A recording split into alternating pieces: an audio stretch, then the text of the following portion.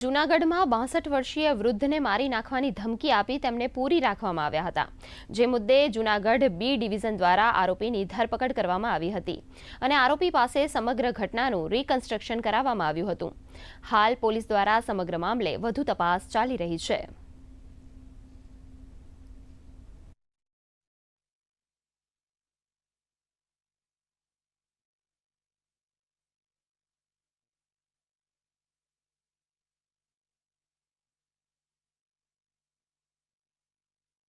આ કામના ફરિયાદી દીપકભાઈ ઠાકર કે જેઓ ટીંબાવાડી વિસ્તારમાં રહે છે, તેઓએ પોતાની જે જમીન હતી તે બાબતમાં જે આ કામના આરોપી સંજય ડોસા કોડિયાતર જે રબારી છે, તેઓએ આ તથા બીજા 4 આરોપીઓએ આ કામના ફરિયાદી દીપકભાઈ ઠાકરને ધમકી આપેલ હતી.